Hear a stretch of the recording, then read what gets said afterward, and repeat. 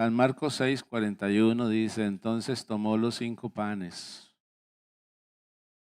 y los 2 peces, y levantando los ojos al cielo, bendijo, amén, y partió los panes y dio a sus discípulos para que los pusiesen delante, y repartió los 2 peces entre todos. Verso 42 dice, y comieron todos y se saciaron, y recogieron los pedazos, de los pedazos 12 cestas llenas, y de lo que sobró de los peces, amén, y los que comieron eran 5,000 hombres. Para algunos, tal vez piensen que su vida no tiene sentido. Para muchas personas es así, no sé si para alguien aquí, si haya alguien que piense que su vida no tiene sentido, no tiene razón. Hay gente incluso que llega a pensar que sería mejor morirse. Y hay un temor allá en el corazón que le guarda de ir a atentar contra su vida. Pero hay gente que considera que no vale la pena vivir, que no quiere vivir.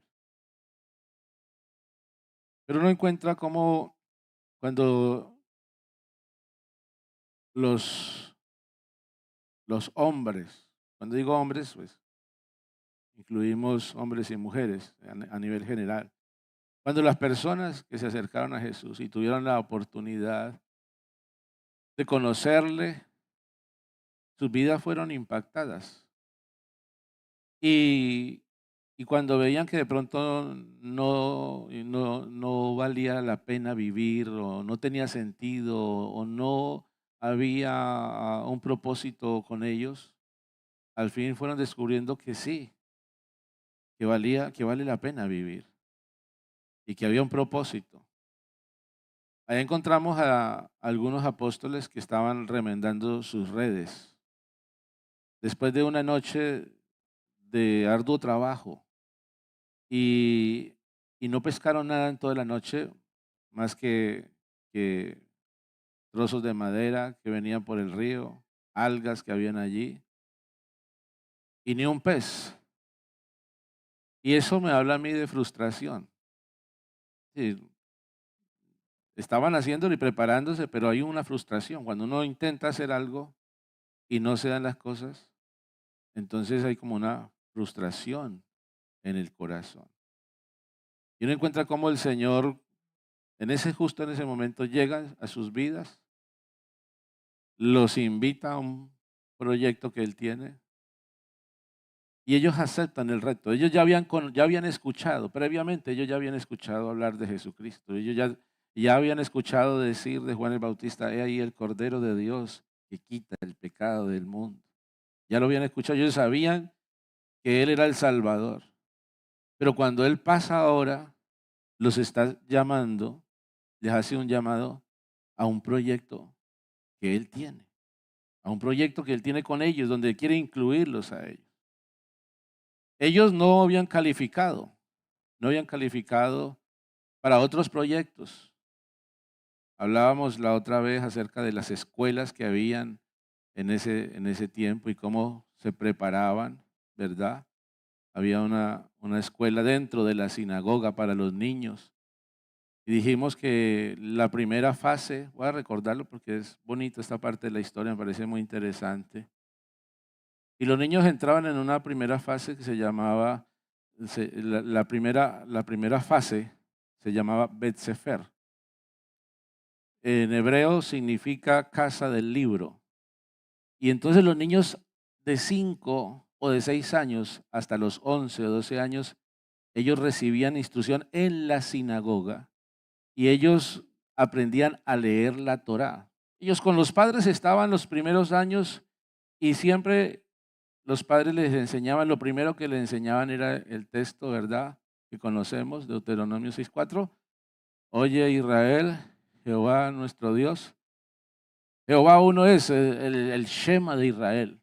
Entonces cuando ya ellos ya entraban ya en esa edad donde podían aprender a leer. Entonces había una escuela, porque para ese momento de la historia, dentro de las culturas, los israelitas iban muy adelantados en cuanto a la enseñanza a los hijos, a los niños. Entonces les enseñaban, en esas sinagogas también les enseñaban aritmética, geografía, matemática, literatura, le enseñaban, pero sobre todo lo que le enseñaban era acerca de el aprender. Para ellos era muy importante aprender a leer y leer la Torá.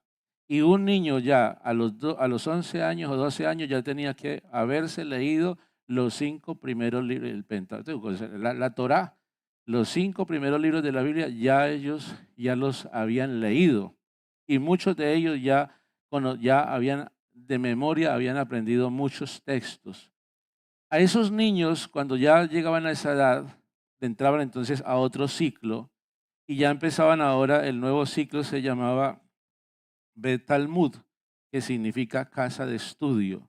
Y ellos ahora entonces empezaban a estudiar, antes era leída la Torá, ahora era a memorizar la Torá. Y había niños que a los 13 años de edad o 14 años de edad ya se sabían la Torá de memoria, los 5 primeros libros de la Biblia ya se los sabían de memoria. Y a usted y a mí nos cuesta el versículo de la semana. Y esos niños ya a esa edad ya, y a veces, hermano, vamos a decir un versículo y yo los tengo analizados, que dicen el mismo versículo siempre. Y este hermano no sale de ese texto, ¿eh? ¿Qué pasó? Amén. Y esos niños a esa edad ya se sabían, muchos de ellos ya se sabían la Torá de memoria. Habían otros que les costaba, que de pronto no destacaban mucho ante los otros. Entonces, ya a esa edad, a los niños, entonces y todavía no se habían aprendido la Torá porque era un requisito. Entonces, les decían, hijo, tú eres un buen niño, la educación, tu actitud está muy bien, pero no cumple los requisitos. Te recomendamos que te vayas con tu familia y aprendas el oficio de tu familia. Entonces los niños tenían que aprender a partir de los 12 años, ellos ya tenían que ir aprendiendo el oficio de sus padres. Y algunos eran pescadores, algunos fabricaban tiendas, otros, por ejemplo, encuentra uno también carpinteros y habían diferentes oficios. Y entonces ya como no calificaban, entonces los mandaban que se fueran allá a aprender el oficio de sus padres. A los que sí, que tenían, que se veían que tenían como esas cualidades, entonces los padres invertían en esos niños para que esos niños entraran ahora en otro nivel que se llamaba Bet Midrash, que significa casa de la interpretación, y ahora entonces de la instrucción y de la interpretación, y ahora entonces entraban ahora en ese nuevo ciclo estos niños, pero había que costearle los estudios y costaba porque a los niños ahora tenían que recibirlo un rabino. Y entonces se lo llevaban, se lo presentaban al rabino donde querían que entrara porque habían rabinos que tenían como digamos, un alto nivel a las mejores universidades. La Biblia nos habla por ejemplo, uno llamado Gamaliel, el cual dice Pablo, yo fui instruido a los pies de Gamaliel, porque es que esos niños se sentaban ahí en el suelo a escuchar la enseñanza de su rabino. Y Pablo estuvo, y de Gamaliel se dice que era la hermosura de la ley. Algunos comentaristas acerca de este hombre dicen que se sabía la ley, la interpretaba y todo el mundo quería entrar a esa universidad. Pero claro, allí entraban solo los mejores.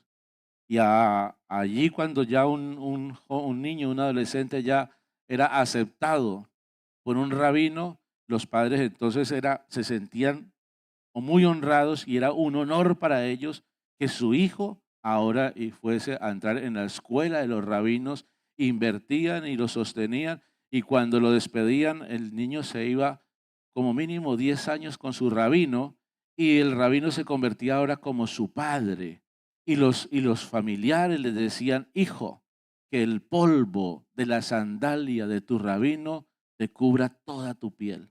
Porque era un honor que cuando el rabino caminara y la sandalia salía polvo, ellos querían estar cerca de su rabino y que les cayera el polvo de la sandalia. Y si el rabino miraba alguna flor o algún fruto, y ellos también los mismos gestos del rabino, y si el rabino se sentaba tal vez a meditar, y como él se sentaba, ellos también, querían aprender tal cual lo que era su rabino, querían ser una imagen de su rabino, pero solamente entraban aquellos que tenían las capacidades.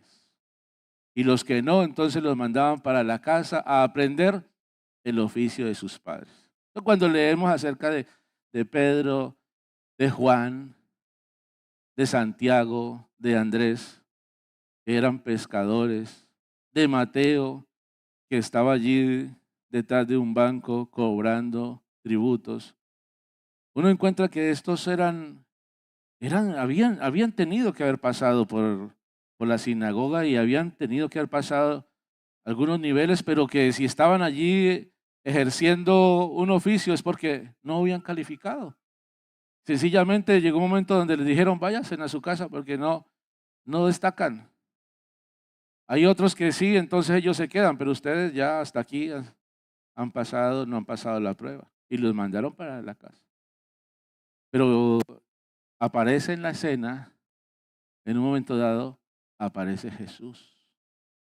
Y cuando aparece Jesús, dice la Biblia, Él los llamó y los estaba instruyendo. Dice que el Señor subió al monte a orar y estuvo orando toda la noche. Y el otro día viene en la mañana y dice la Biblia que Él llamó a los que Él quiso y los llamó apóstoles.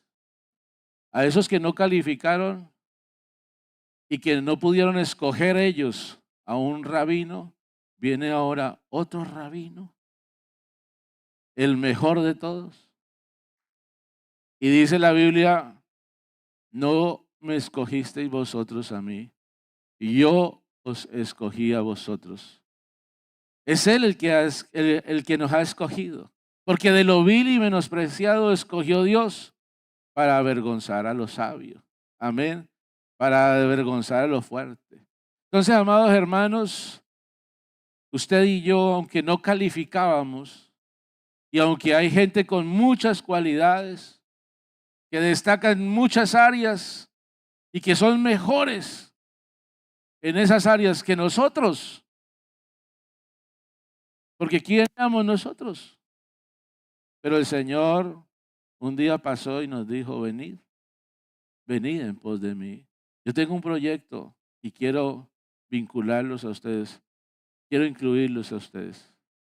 Y entonces el Señor, allí 3 años están ellos con Él.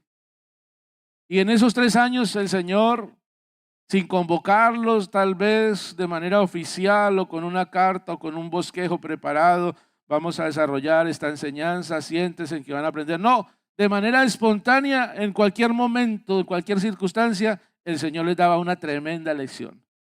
Y entonces el Señor les daba talleres a ellos y les daba enseñanzas y seminarios sin que ellos fueran a un aula, allá al aire libre. Por allá un día hablando con una mujer samaritana, les enseñó cómo se hace el evangelismo, ¿verdad? Por allá unos que bajaron y descendieron a uno que estaba paralítico, lo bajaron allí en esa camilla con unas cuerdas, les enseñó unos procesos administrativos tremendos. O sea, la vida misma nos va enseñando, la vida es una universidad. Y yo creo que Dios nos ha venido enseñando a usted y a mí, y uno se puede analizar, Dios me pasó por esta lección, me dio una lección en la vida, Dios me permitió aprender esto o aquello en aquella etapa de mi vida. Tremendas lecciones hermosas por donde Dios nos ha permitido pasar y aprender. Todo es un aprendizaje y considero yo que al fin y al cabo vamos siendo probados y en esas etapas va viendo Dios nuestra actitud. Yo quiero animarle a que usted asuma la etapa con la mejor actitud. Póngale fe a la etapa que está viviendo. Entonces hay un un pasaje, el pasaje, el texto que leímos. Amén. Porque Dios quiere algo contigo. Y aunque tal vez te sientas frustrado o frustrada porque las cosas no hayan salido y tal vez pienses que no vale la pena y que no hay sentido, créame que el Señor, aunque no calificábamos, el Señor tiene algo especial para nosotros. Tiene algo especial para usted. Aleluya. Y allí encontramos en ese pasaje de San Marcos y los 4 evangelios nos hablan acerca de la alimentación de los 5,000. Los 4 evangelios nos narran ese hermoso acontecimiento. Y dice la Biblia que el Señor se fue al desierto con sus apóstoles, con los 12, se fue al desierto. Dice que ellos estaban atendiendo a la gente y había tanta gente que iba y venía que no tenían ni tiempo para comer. Entonces se fueron a un lugar apartado. Pero allí llegó la multitud. Se dieron cuenta que Jesús estaba allí y allí llegó la multitud. Bien, amados hermanos, hay unos conceptos que están siempre intrínsecos allí, incluidos en la vida misma. En todo está incluido. La visión, la misión y la acción. Eso está incluido, son conceptos que están incluidos en las enseñanzas de Jesús, en la vida de Jesús y en la vida de sus discípulos. Por lo tanto, en la vida tuya y en la mía están esos conceptos, están incluidos en nuestra vida. Hay una visión, hay una misión y hay una acción en nuestra vida. Y la pregunta es, ¿sabes cuál es tu misión? Necesitamos saber cuál es la misión que tenemos. Pero para saber esa misión, tenemos que tener la visión primero. Amén. Y no quedarnos solamente con el desafío, sino que tenemos que entrar a actuar. Y entonces, el Señor allí, ese día, el Señor les da una enseñanza sobre visión, misión y acción. Ahí en ese pasaje lo encontramos. Y entonces dice la palabra del Señor que cuando Él vio todas las multitudes, les enseñó, les dio enseñanza a esa cantidad de gente que había. 5,000 hombres sin contar las mujeres y los niños. Y les dio enseñanzas. Y ya cuando la Escritura nos dice que Él los vio, ¿por qué les dio esas enseñanzas? Porque Él los vio. ¿Cómo? Ovejas que no tienen pastor. El Señor vio las multitudes como expuestas. Las vio a las multitudes vulnerables. No tienen quien les cuide. No hay quien les dirige, no hay quien les guíe, no hay un mentor para ellos. Necesitan un pastor. Y les enseñaba. Él los vio con una necesidad. Entonces, amados hermanos, la pregunta es, ¿cuál es la visión que tú tienes? Porque no es solamente hablar en esta mañana acerca de la gente, sino de la vida misma, de tu vida personal, de tu relación con Dios. ¿Cuál es la visión que tú tienes? Porque se puede ver de dos maneras. Se puede ver las cosas, las situaciones, las puede ver uno como una oportunidad o las puede ver como un problema grande.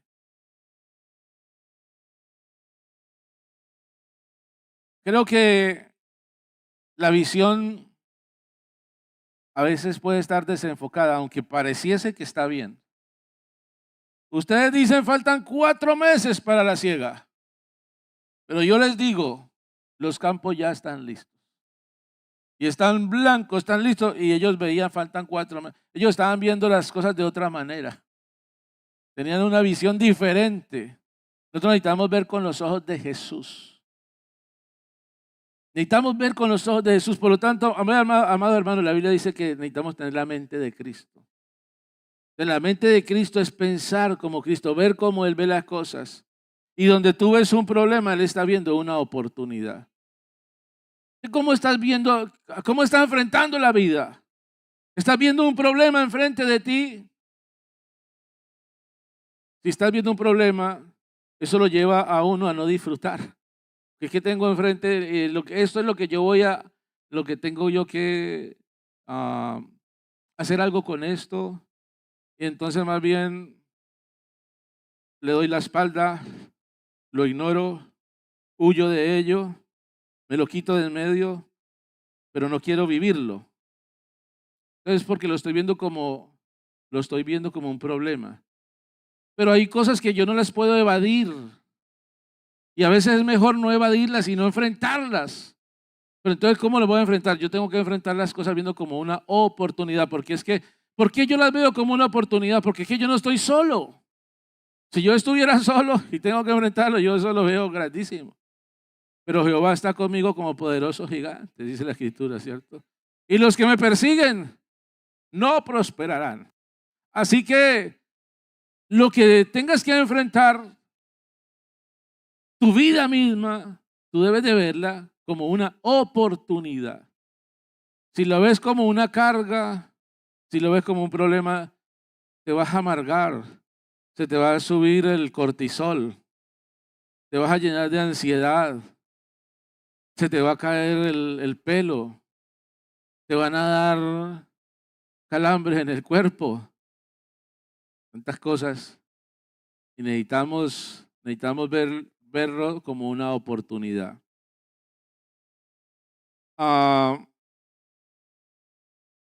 Cristo le dice a uno de sus discípulos, ¿de dónde compraremos pan? ¿O a dónde compraremos pan? Hay una pregunta allí que le hace. Creo que es a Felipe. ¿Dónde compraremos pan para tanta gente, para esta gente? ¿Dónde compraremos pan para darle de comer? Pero él lo decía probándole, porque él sabía lo que iba a hacer. Pero Felipe estaba bien informado, porque en ese mismo momento Felipe le responde. Felipe no era el tesorero. El tesorero era Judas, el que sabía cuánto había y lo que se había gastado y lo que se debía, eso lo sabía Judas. Pero Felipe le dice al Señor, 200 denarios no son suficientes para tantos.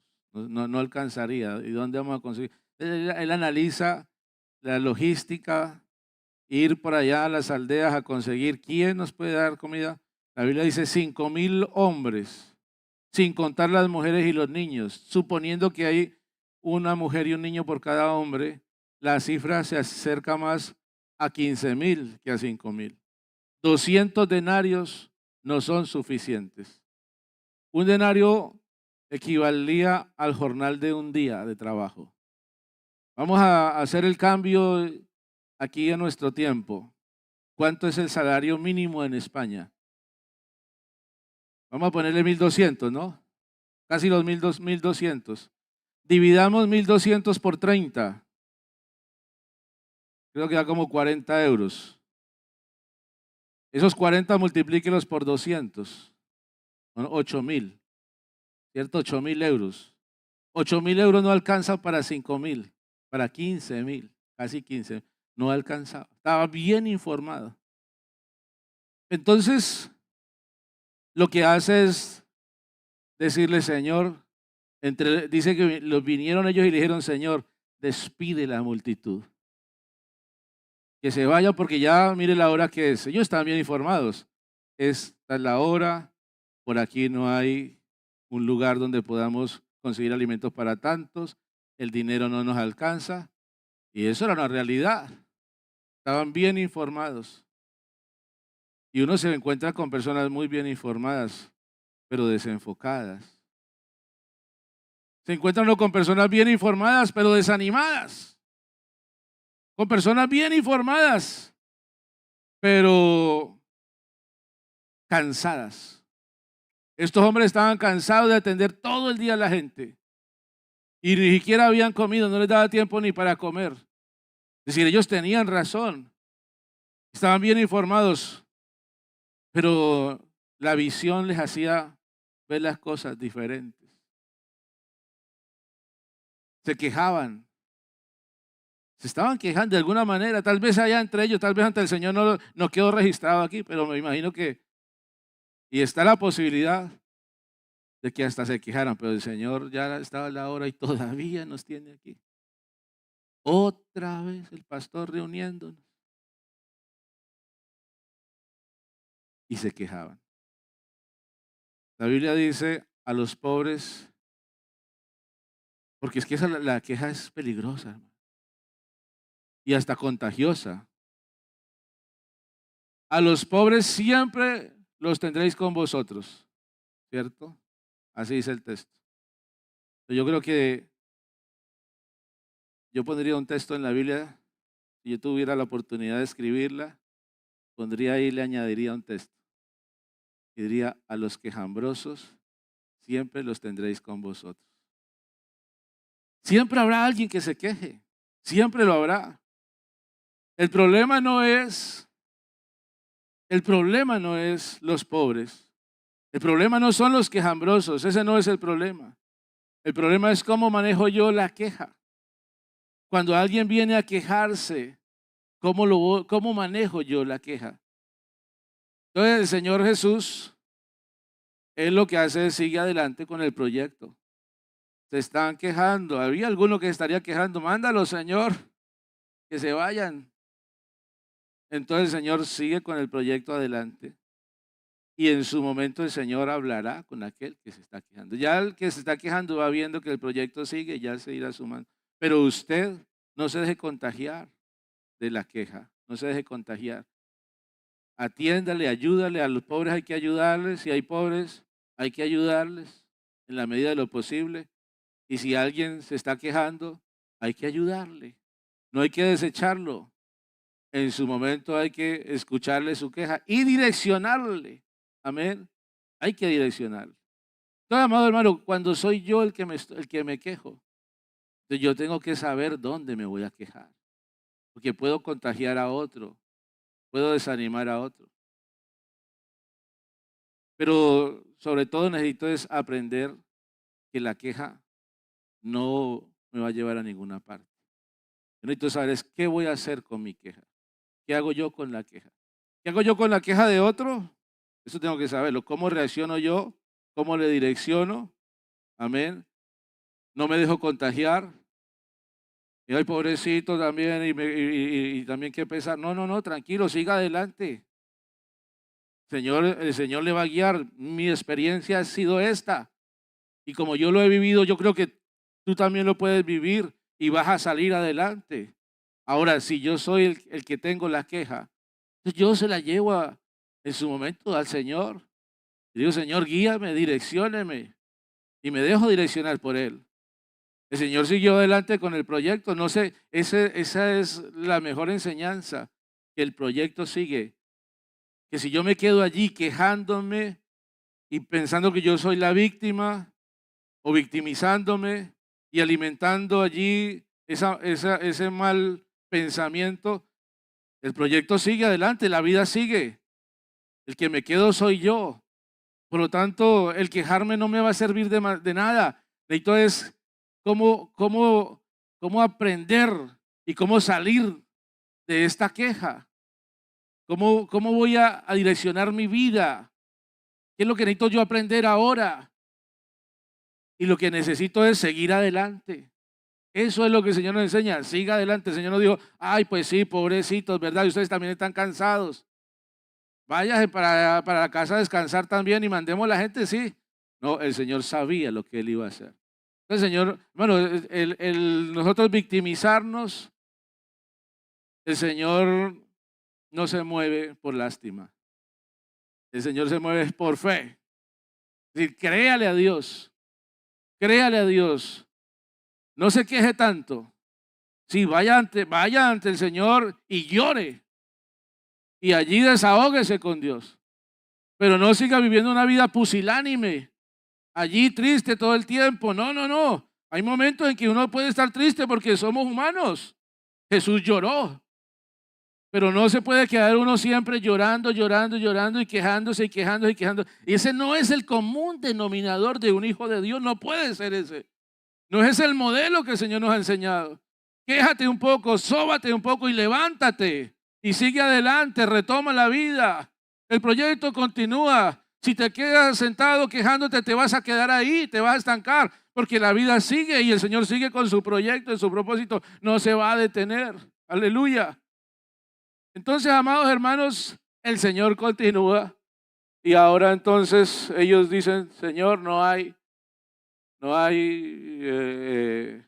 lo que hay no alcanza, pero el Señor les dice, busquen a ver si hay algo por ahí, miren a ver si hay algo, y por ahí vino entonces Andrés y dijo, vea que hay un niño, trae aquí unos panecillos y unos pececillos, 5 panes y 2 peces, y los trae ante el Señor. Entonces, cuando ellos le dijeron, porque me salté aquí este punto, ellos le dijeron, Señor, no hay, no alcanza, no tienen necesidad, le dice el Señor, no tienen necesidad de irse, dales vosotros de comer. Es decir, que el Señor allí los está desafiando a ellos. Amén. Porque ya la visión, ya es importante tener la visión. Entonces la visión es, aquí veo una oportunidad. Cuando ya tienes la visión, entonces ahora está el desafío. ¿Qué es lo que hay que hacer? Entonces viene la misión. Amén. La misión es saber que hay que hacer algo. ¿Y qué es lo que voy a hacer? Amén. ¿Qué es lo que tengo que hacer? Entonces el Señor dice, dale, no tienes necesidad de irse, dales vosotros de comer. No tienes que huir, no tienes que meter tu cabeza como el avestruz allí entre la arena, pensando que el cazador no lo va a ver, sino que lo que tiene que hacer ahora es acepta el desafío y empieza ahora a actuar. Y entonces el Señor le dice, dales vosotros de comer. Hay muchas veces en el corazón hay disposición, pero a veces no hay disponibilidad. Creo que, amados hermanos, nosotros necesitamos estar conectar las dos cosas, la disposición con la disponibilidad.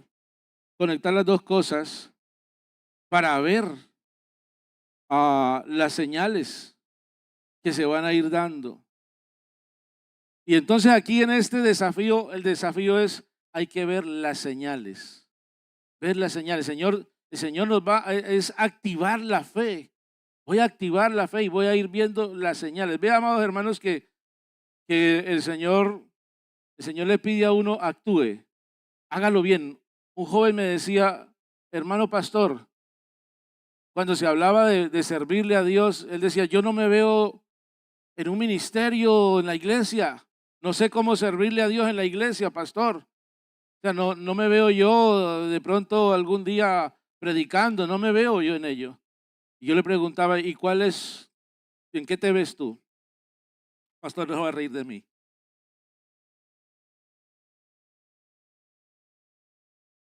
Pues yo quiero servirle a Dios, pero no me veo en el ministerio. No me veo en la iglesia haciendo algo, no sé, yo no sé si, no me veo allí. ¿Qué sabes? ¿Qué quieres hacer tú entonces? Yo quiero ser cocinero, pastor. Bueno, pues siendo cocinero le puedes servir a Dios. Es decir, lo que hagas, hazlo bien, hazlo, hazlo con amor. Lo que tengas que enfrentar día a día, porque esto no es cuestión, alguien dijo que vamos poco a poco, no es poco a poco, es paso a paso. Entonces, cada día hay que vivir el día y el día hay que asumirlo con actitud, programar y empezar a ver qué es lo que, Señor, yo quiero, esto es lo que yo quiero alcanzar. Este es el proyecto, Señor.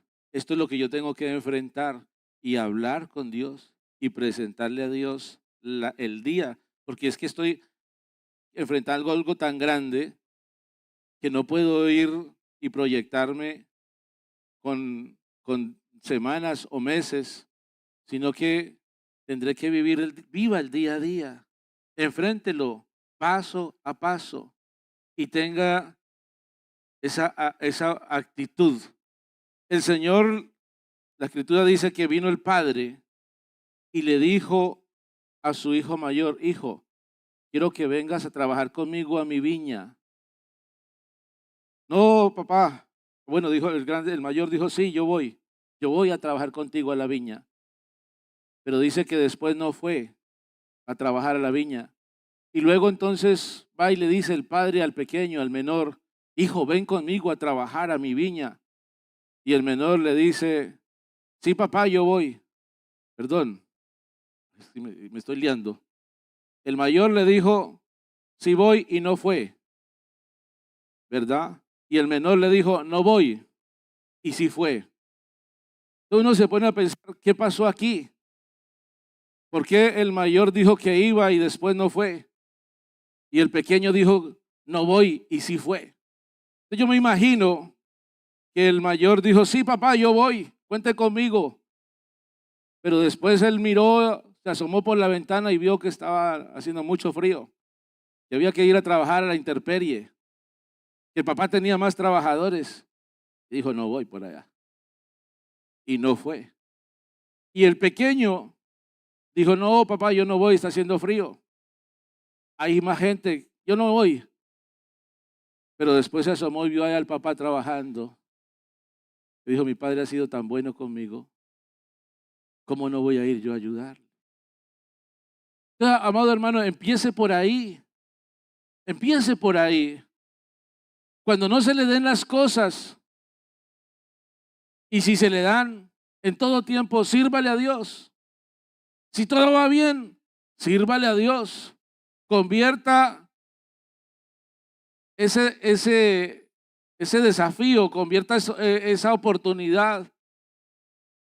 Porque siempre en los caminos de Dios, en la casa de Dios, siempre habrá oportunidad para servirle a Él. Siempre. Yo recuerdo que cuando en algún momento no tenía empleo, yo decía: pues si no tengo empleo, me voy para la iglesia a ver qué hay, pastor, qué hay que hacer en la iglesia. Ahora hay que pintar, yo me iba a pintar, hay que recoger allí, que no tengo, mi Señor es mi jefe. Me voy a hacer evangelismo y me iba a evangelizar, no me dedicaba a servirle a Dios. Y yo entre mí yo decía: bueno, si es Dios que me quiere tener sin empleo, el Señor me pagará porque le voy a servir a Él. Y si es el diablo el que se está impidiendo que yo consiga empleo, pues me voy a convertir en un problema para el diablo. Y me iba a evangelizar y a servirle a Dios. Entonces, amado hermano, siempre que usted tenga como ese pensamiento de: no me voy a quedar quieto, no me voy a quedar aquí alimentando la preocupación, la angustia. Le sirvo a Dios, donde Dios me quiera poner, donde Dios me necesite, ahí lo que haya que hacer, le sirvo a Dios, le sirvo a Dios, le sirvo a Dios. Hay un desafío, no tiene necesidad de irse, dales vosotros de comer, hay algo que hacer. Lo que tengas que hacer en tu vida diaria, hazlo con amor. Si es ser chef, si es ser cocinero, si es ser camarero, lo que tenga que hacer, hazlo con amor, hazlo para Dios. Y si no hay nada que hacer, entonces sírvele a Dios, pero busca siempre hacer todo lo que hagamos. Hagámoslo todo para la gloria y la honra de Dios. Ese es el desafío. A eso es lo que el Señor dice. No tiene necesidad de irse. Haga las cosas. Hay una visión, hay una necesidad, hay algo hay una oportunidad. Pero yo empiezo por poner a Dios en mi vida, porque yo soy siervo de Dios. Usted es un siervo del Señor. Siempre tenga presente que todo lo que hagamos, amado hermano, donde quiera que estemos, hagámoslo para Dios. Él lo está viendo, aleluya. Él lo está observando. Gloria al Señor Jesús. Esa es la misión. Esa es la misión a la que el Señor nos ha llamado. Donde estemos, la circunstancia que estemos viviendo, hagámoslo siempre para la gloria de Dios. Aleluya. Y Señor, dame, Señor, guíame, Señor. Vea, entonces ahora, amados hermanos, dice el Señor que los manda a ellos ahora a buscar dónde hay y estar allí el niño con los panes y los peces. Y dice que les mandó a que cogieran la multitud y los dividieran en grupos de 50 y de 100 y los divide en grupos. Y dice la palabra del Señor que allí el Señor, porque ya entramos aquí ya en lo que es la acción, visión, misión y acción. Vamos a actuar. Y entonces yo encuentro allí que el Señor toma esos recursos que se le presentaron a Él y Él organiza allí como un plan de cómo vamos a hacer las cosas, porque todo tiene que llevar un orden para que las cosas salgan bien. Y entonces hay que planificar. Y el Señor ya tiene todo planificado y a ellos los delega para que ellos atiendan. Y el Señor allí, y uno encuentra allí unas pautas administrativas tremendas, porque en la vida nosotros somos administradores y necesitamos sabiduría para administrar. Y entonces cuando se habla estos conceptos de visión, misión y acción, lo hablan las empresas. Tú buscas en el buscador de internet, tú buscas visión, misión y acción y no te sale nada acerca de la Biblia. Tienes que ser concreto y buscarlo tal vez, pero cuando tú buscas esas palabras visión, acción, visión, misión y acción, tú encuentras que son conceptos empresariales. Y la gente usa todo esto en esa área administrativa para llevar a nuevos niveles sus proyectos empresariales. Y nosotros, amados hermanos, también usamos estos conceptos también porque es un orden y nos ayuda a llevar las cosas a ir a más, ¿verdad? Proyectos de la iglesia los manejamos también usando la administración, el orden administrativo de las cosas, el planificar las cosas, el objetivo, un plan de trabajo, a dónde queremos ir, qué queremos hacer. Todo esto lo tenemos allí plasmado en un proyecto. Y por lo tanto, nosotros, amados hermanos, el Señor allí nos está enseñando a que en nuestra vida también seamos buenos administradores y que planifiquemos.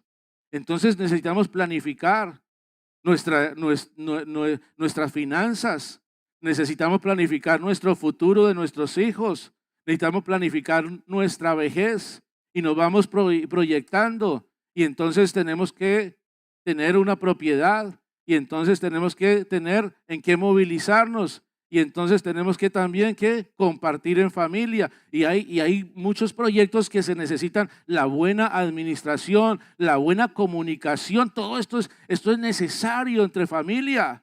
La comunicación, el ponernos de acuerdo, el hacer concesiones, el diálogo, el tenemos todo aquí un plan y nos vamos a ceñir a llevar a cabo este plan, es un proyecto en común.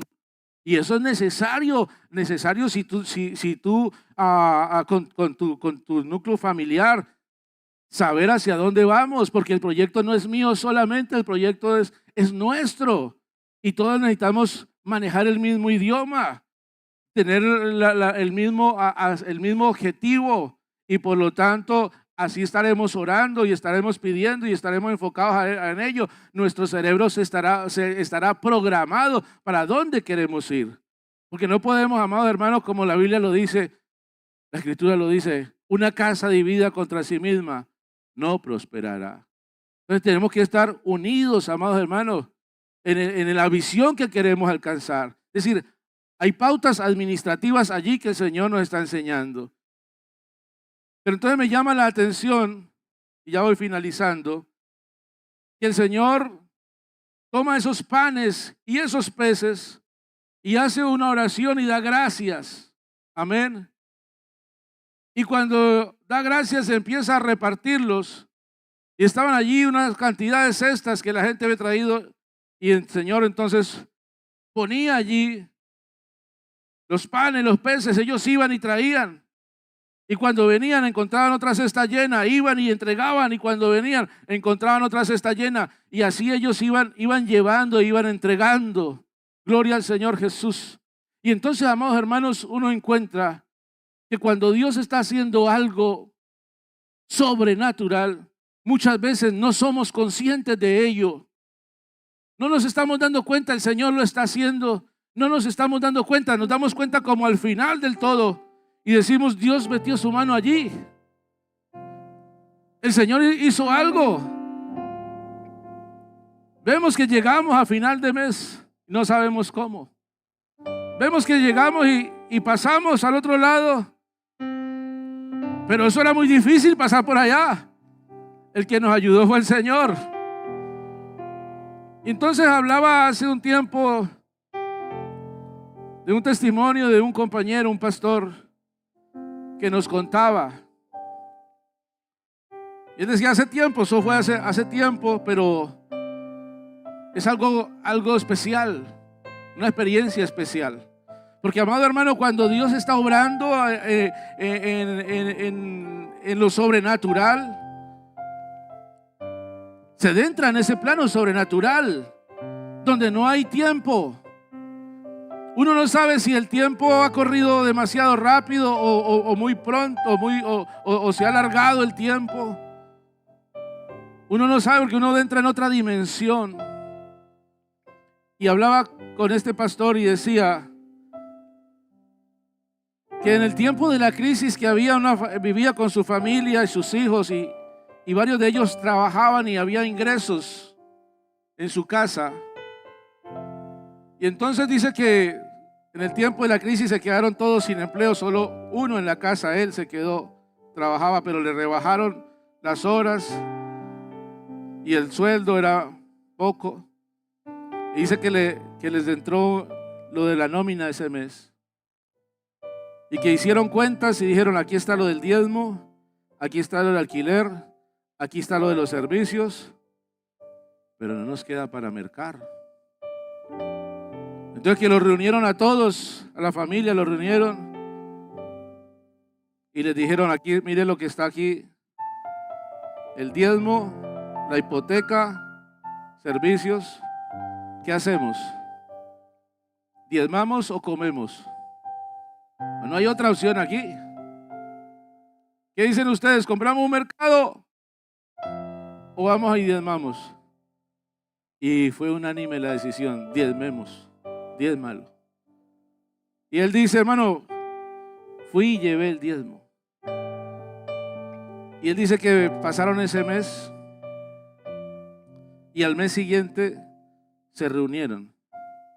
Y cuando estaban allí reunidos, haciendo un devocional y contando que ya habían recibido lo del mes siguiente, ya habían recibido la nueva nómina.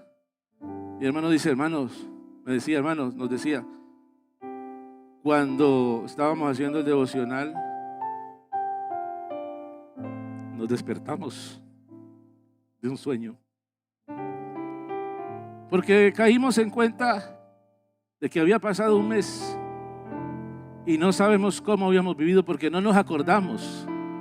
Decían, no nos acordábamos cómo vivimos, no nos acordamos de haber ido a comprar, no nos acordamos de haber ido a trabajar, no sabemos ese mes cómo pasó, no tenemos memoria de ello.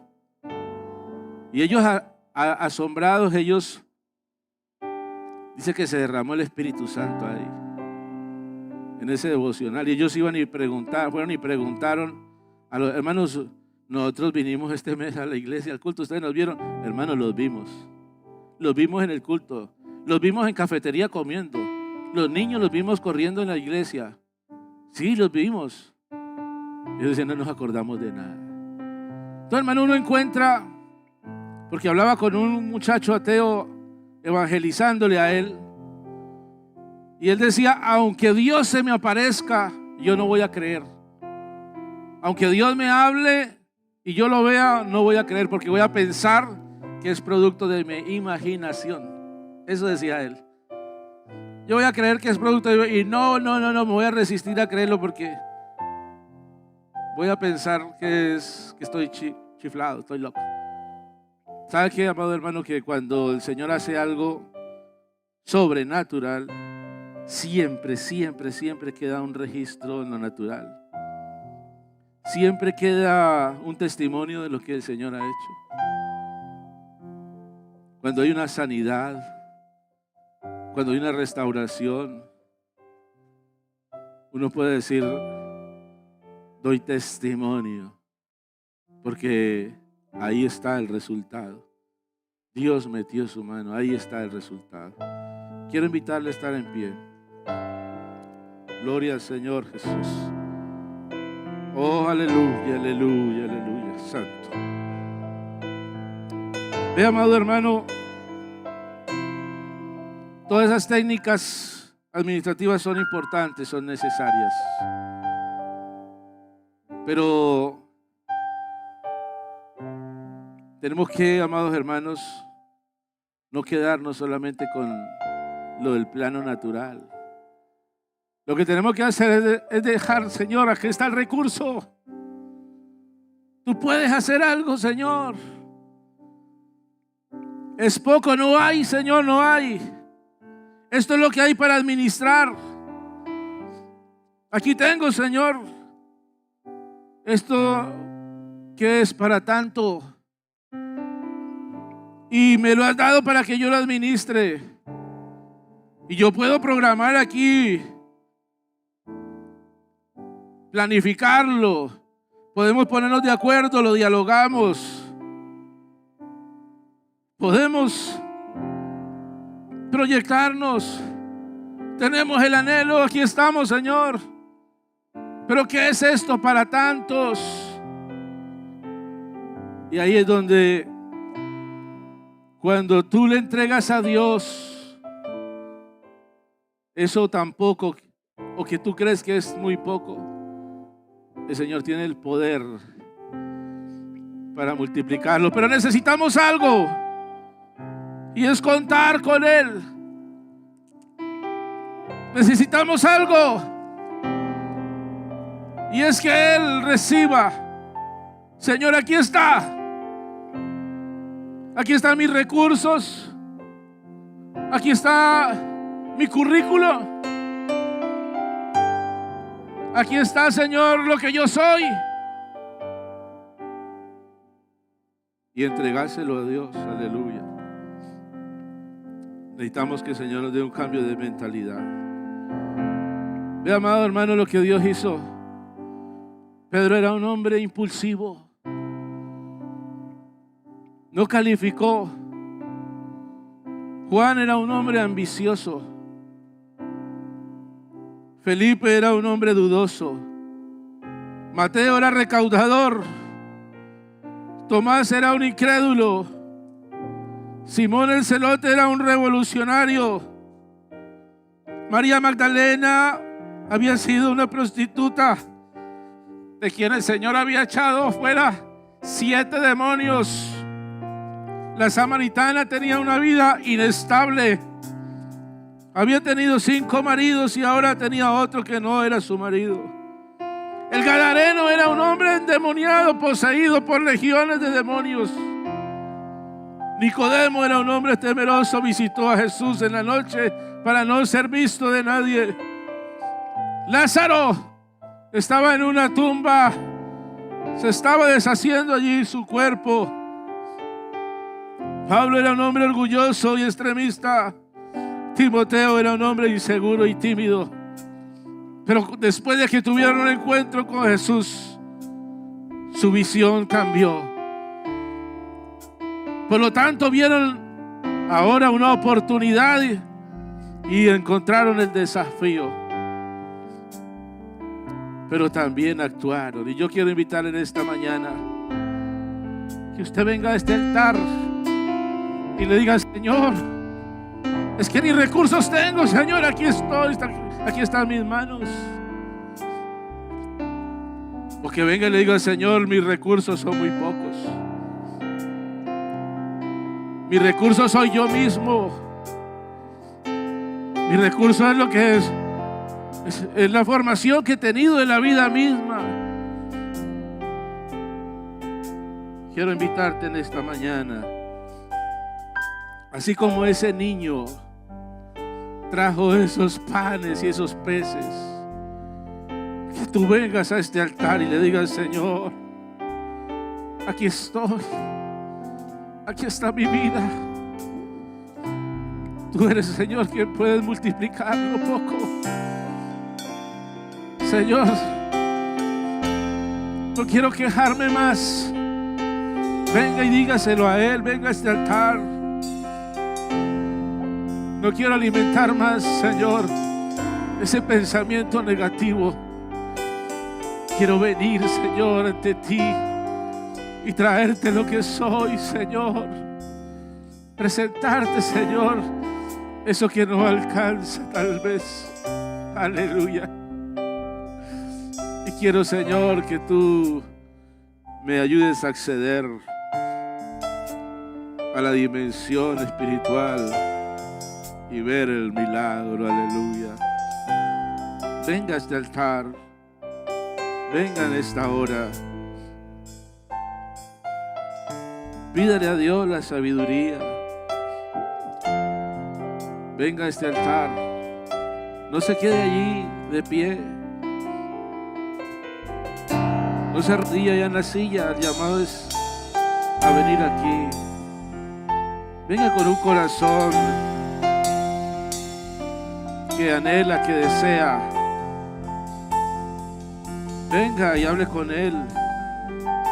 Porque todos aquí en este día, amados hermanos, todos tenemos una misión, un desafío. Pero no nos podemos conformar con aceptar el reto y hacerlo de nuestra manera. Señor, aquí estoy. Mis talentos, mis dones, mis recursos, mi vida misma, Señor, mi familia, lo que tengo, Señor. Como ese niño obediente. Alguien fue y lo buscó allá. El niño está en medio de la multitud.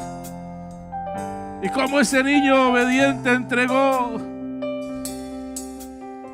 Esto es mío, esta es mi comida. Me lo dio mi mamá, me lo empacó esta mañana para venir. Quería venir a escuchar al maestro. Esta es mi comida.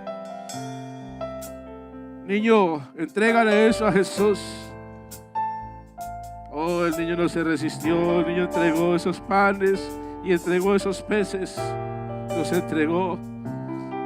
Pero, ¿qué es esto tan poco? Esto no alcanza para nada. Esto alcanza para 2 o 3 personas. No alcanza para más. Pero es que lo poco en las manos de Dios, amado hermano, se convierte en una tremenda bendición que alcanza para multitudes. Que alcanza para multitudes. Que tu vida se convierta. Le ruego el favor a los diáconos que vengan y me ayuden a orar. Y vamos a orar por los hermanos que han venido a este altar. Gloria al Señor Jesús. Aleluya. Vengan, hermanos de la Junta Local. Vamos a orar de esta hora. Entre tanto que los hermanos dirigen una suave melodía, suave cántico. Y vamos a orar en esta hora por los hermanos que han venido al altar. Entréguele a Dios en esta hora.